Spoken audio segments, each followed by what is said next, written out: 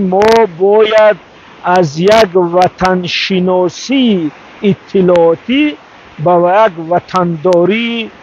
عنصری گذاریم، از یک وطنشناسی تلویزیونی به یک وطنشناسی واقعی گذاریم، از یک وطنشناسی کتابی که در کتاب چیزی درباره این گوشه اون گوشه وطن خوندیم به یک وطنشناسی حسی گذاریم که ما زیبایی وطن رو در عمل دیده باشیم، آبش رو چشیده باشیم، نانش رو خورده باشیم، توتش رو، میوهش رو،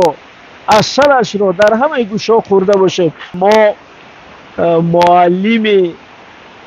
جغرافیایی داریم که سالها به بچه ها درباره آبشار سرخسار، درباره هفت کول، اسکندر کول درس گفته است، ولی خودش اقلا رفته اسکندر کول و هفت کول و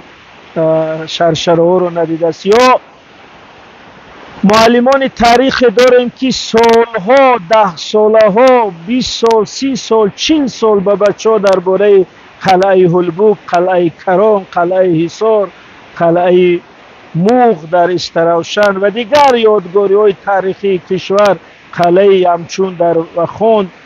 درس گفته است، تعلیم داده است، ولی خودش نرفته است، ندیده است همین یادگاری های تاریخی رو. بنابراین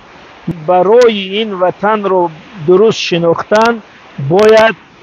قدم به قدم، چشمه به چشمه، کوه به کوه، دریا به دریا، منظره به منظره اون رو بینیم و شناسیم. برای دوست داشتنی وطن، برای احساس کردنی تمام بزرگی و تراوت تاجیکستان عزیز باید به گوشه های گوناگون آن رویم، گوشه های زیبای آن رو بینیم و همین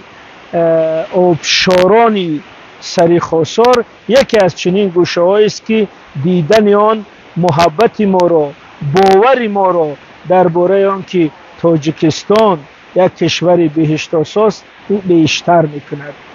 ما تمام عمر اگر سیاحت کنیم زیبایی تاجیکستان تمام نمیشه. بنابراین یکی از سمت‌های بسیار مهمی که ما در آینده باید رشد بدهیم این رشد سیاحی داخلی است. طبیعت خدمت خودش را کرده است، خداوند خدمت خودش را کرده است، این همه زیبایی در اختیار ما داده است، فقط ما شرایط، زیرساختار، خدمت رسانی خوب را فراهم کنیم و فرهنگ سیاحتی داخلی. و من فکر کنم که همین یکی از بزرگترین